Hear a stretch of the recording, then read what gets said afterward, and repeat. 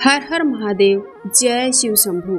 आज हम सुनेंगे श्रावण मास महात्म्य 8वां अध्याय। ईश्वर बोले, हे सनत कुमार, अब मैं समस्त पापों का नाश करने वाला बुद्ध और गुरु व्रत आपको बताऊंगा, जिसको ध्यान पूर्वक या श्रद्धा पूर्वक करके मनुष्य परम सिद्धि को प्राप्त करता है। ब्रह्मा जी ने चंद्रमा को ब्राह्मणों के राजा के रूप में इसे अभिषिक्त किया था। किसी समय उसने रूप तथा यौवन से संपन्न तारा नामक गुरु पत्नी को देखा। उसकी रूप संपदा से मोहित होकर वह काम से वशीभूत हो गया। उसे उसने अपने घर में रख लिया। इस प्रकार बहुत सारे दिन बीत जाने पर बुद्ध नामक एक पुत्र हुआ, जो बुद्धिमान, सौंदर्यशाली और सभी लक्षणों से युक्त था। गुरु बृहस्पति जी को ज्ञात हुआ कि तारा चंद्रमा के घर में स्थित हैं।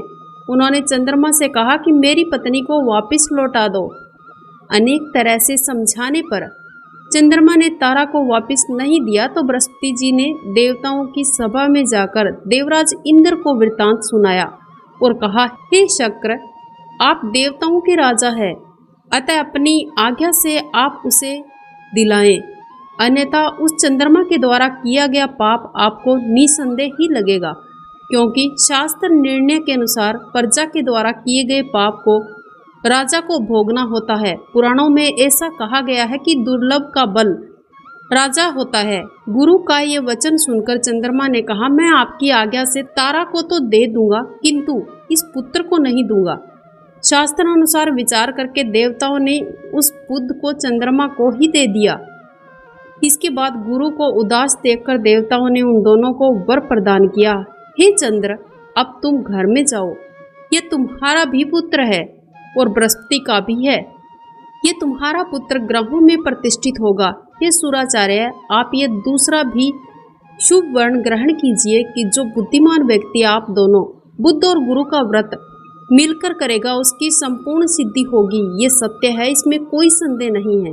शंकर जी के लिए अत्यंत प्रिय श्रावण मास के अंदर आने पर जो लोग बुधवार और गुरुवार के व्रत को पूजन करेंगे, उन्हें सिद्धि की प्राप्ति होगी।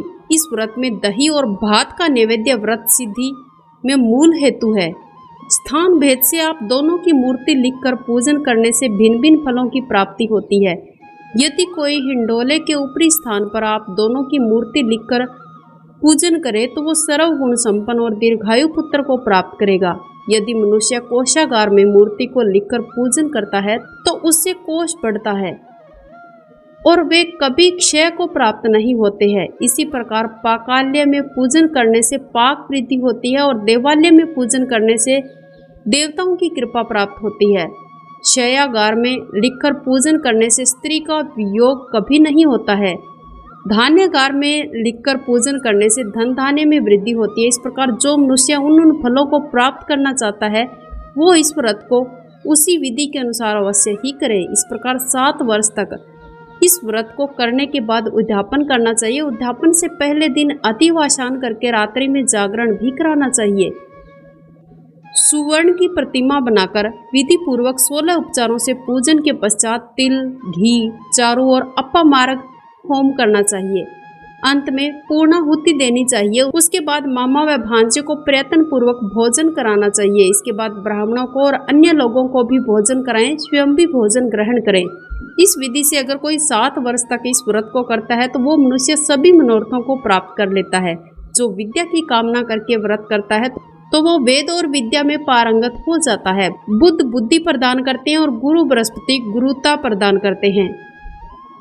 सनत कुमार बोले, हे भगवान, आपने जो यह कहा है कि इस अवसर पर मामा और भांजे को भोजन कराना चाहिए, यदि बताने योग्य हो तो इसका कारण बताइए। ईश्वर बोले, हे सनत कुमार, पूर्व में अत्यंत दीन और दरिद्र कोई 2 ब्राह्मण थे। वे दोनों मामा भांजे थे। उद्धार पूर्ति हेतु परिश्रम पूर्वक भ्रमण करते हुए वे किसी नगर में अन्न मांगने के लिए गए थे। उन्होंने घर घर में श्रावण मास में प्रत्येक वार को व्रत होते हुए देखा, किंतु कहीं भी बुद्ध और गुरु का व्रत नहीं हुआ था। तब उन्होंने बहुत देर तक आपस में विचार किया और सभी वारों का व्रत तो सर्वत्र दिखाई पड़ रहा है, किंतु बुद्ध और गुरु का व्रत कहीं नहीं हो रहा है। इसलिए हम दोनों को चाहिए कि शुभ व्रत का अनुष्ठान आदर पूर्वक करें। किंतु हे सनत कुमार, इसकी विधि ना जानने के कारण वे दोनों संशय में पड़ गए। तब रात्रि में उन्हें स्वप्न में इस व्रत की विधि दिखाई दी। इसके बाद उन्होंने इस व्रत को विधि अनुसार किया और अपार संपदा की प्राप्ति हुई। प्रतिदिन उनकी संपत्ति बढ़ने लगी।